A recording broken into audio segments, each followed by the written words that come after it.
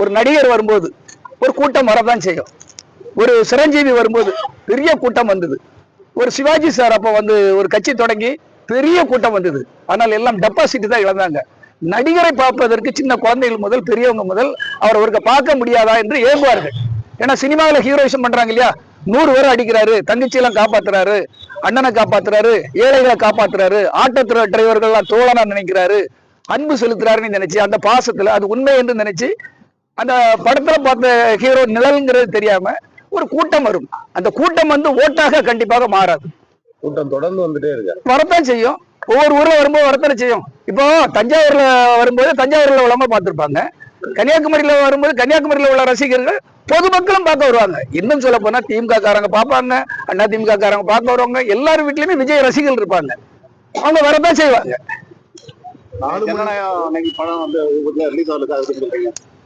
ஜனநாயகன் படம் எனக்கு பேர் அதிர்ச்சி தான். ஏன்னா நானும் ஒரு 100 படங்களுக்கு மேல வெளியிட்டவன். இந்த மாதிரிலாம் வெளியாக கூடாது. நான் என்ன நினைக்கிறேன்னா, இந்த படத்தை எடுத்தது யாரு? விஜய். இந்த படத்தை வந்து எடிட் பண்ணது யாரு? விஜய். விஜயுடைய ஆட்கள். விஜய்னா விஜயுடைய எடிட்டர். கேமரா பண்ணது யாரு? விஜயுடைய ஆட்கள். ஃபைட் மாஸ்டர் யாரு? எல்லாம் விஜயுடைய ஆட்கள் இந்த படத்தை எடுத்திருக்காங்க. அதனுடைய கண்ட்ரோல் யார்கிட்ட இருக்கும்? விஜய் கையில, இல்ல ப்ரொடியூசர் கையில. இல்ல இந்த எனக்கு தெரிஞ்சு ஒரு படம் எடிட் பண்ணி எடிட்டர் வச்சிருப்பாங்க. இந்த காப்பி விஷயம் தெரியாம எல்லாரும் எங்கெங்கெல்லாம சொல்றாங்க, எடிட்டர் வச்சிருப்பாங்க.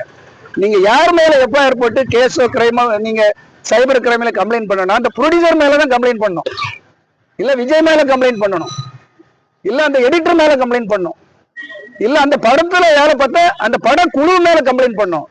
இந்த காப்பி எப்படி வெளியே போக சொல்லுங்க? நம்ம லாஜிக்கா திங்கிங் பண்ணணும் சார். குத்தி இது கட்டு அவன் பண்ணிருப்பானா, இவன் பண்ணிருப்பானா, இவன் பண்ணி எவனும் பண்ண மாட்டான். இந்தியாவில் யாருக்கும் பண்ணாதான் இவங்களுக்கு மட்டும் பண்ணிடுவாங்க. எனக்கு தெரிஞ்சு அவங்களே திட்டமிட்டு இந்த படத்தை வெளியிட்ட மாதிரி வெளியிட்டால் அது மூலமா ஒரு பையோ பாவம் அவர் படத்தையே திருடிட்டாங்கன்னு ஒரு அனுதாபாலையை உருவாக்கலாம் என்ற கண்ணோட்டத்தோடு எனக்கு தெரிஞ்சு அவங்களே தான் பண்ணிருப்பாங்க.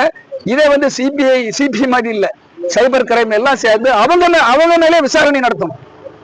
ஏன் இவ்வளவு நாள் இருந்தது, ஏன் இப்ப ரிலீஸ் ஆயிடுச்சு? அந்த படம் அவங்க கையில தானே சார் இருக்கு, பொருள் அவங்க கையில தானே இருக்கு. அவங்களே ரிலீஸ் பண்ணிருக்கலாம், அவங்ககிட்ட விசாரணை பண்ணணும்ல.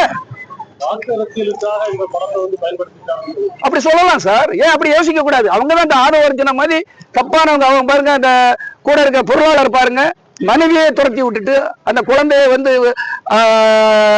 பிடிஞ்சு வச்சுட்டு அந்த மனைவி வந்து கம்ப்ளைண்ட் பண்றாங்க. இதெல்லாம் கட்டுக்கட்டியா யாரோ அந்த கட்சிக்காரங்கள சொல்ல சார், அவங்கவுங்க தப்பு பண்றாங்கன்னு அவங்க ஒய்ஃப் மாதிரியே இது பண்றாங்க. இப்ப விஜய் மனைவி தானே விவாகரத்துக்கு வந்திருக்காங்க, வேற வேறமா பண்ணிருக்காங்க. அப்ப நம்ம பேசதான் செய்வோம். நீ ஒழுக்கமா இரு, என் தமிழ் மக்களுக்கு கலாச்சாரத்தை சரியா கற்றுக் கொடு. வெங்கட்ராமணி ஒருத்தன் ஒரு சாதாரண ஆபீஸ் பாயா வந்தான், அவனை பொருளாளர் டைனோஸ் மாதிரி வளர்ந்து நிற்கிறான். மனைவியை தள்ளி விட்டுட்டு வேற பெண்கள் கூட தொடர்புல இருக்கான். அவன் வந்து பொருளாளர் ஆகி நாங்க இருக்கும்போது வேலை போட்டு கொடுக்குறோம். இன்னைக்கு பொருளாளர் ஆகி மயிலாப்பூர்ல நிற்கிறான். இன்னைக்கு மனைவி வந்து கம்ப்ளைண்ட் பண்றாங்க, என் பிள்ளைய பிடிக்கிட்டு போயிட்டான், என்ன விட்டுட்டு போயிட்டான் நடுரோட்ல. இப்படிப்பட்டவங்க எல்லாம் இருந்து இந்த நாட்டை காப்பாற்றணும் நினைக்கிறீங்க? இந்த நாடு முன்னேறணும் நினைக்கிறீங்க? இந்த சினிமா மாயையில் இளைஞர்கள் தயவு செய்து போடுற ஓட்டுகள், இந்த மாணவ சமுதாயம் இளைஞர்கள் உங்களுக்காக தான் சொல்றேன். ஏன்னா ஒரு எலெக்ஷனுக்கே அவருக்கு ஓட்டு கேட்க வர முடியல, உடம்பு சரியில்லைங்கிறாங்க. இதே ஒரு காரணம், நிர்வாகம் சரியில்லை.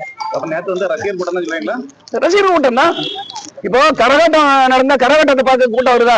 2 பொம்பளைகள் கரகாட்டம் ஆடுதுன்னு வைங்களா, அந்த கரகாட்டத்தை பார்க்க கூட்டம் வருதா வரலையா? அதே மாதிரி ஒரு நடிகரை பார்த்து வராங்க.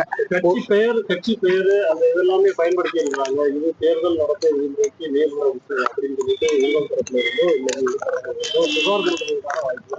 இப்போ வந்து இந்த ஜனநாயகன் படத்துக்காக நான் புகார் கொடுக்கணும்னு நினைக்கிறேன். எப்படி வந்தது? அந்த படக்குழு மேல சொல்லல, அந்த படம் சம்பந்தப்பட்ட ஹீரோ, அந்த படம் சம்பந்தப்பட்ட எடிட்டர் எல்லாம் அவங்க ஆளுக்கு இல்ல சார். அவங்க ரூம்ல இருக்கிற எத்தனை பாதுகாப்பு. சரி, ஒரு படத்தையே பாதுகாக்க தெரியாத நீ இந்த நாட்டு மக்கள் எப்படி பாதுகாப்பா சொல்லுங்க பாப்போம்.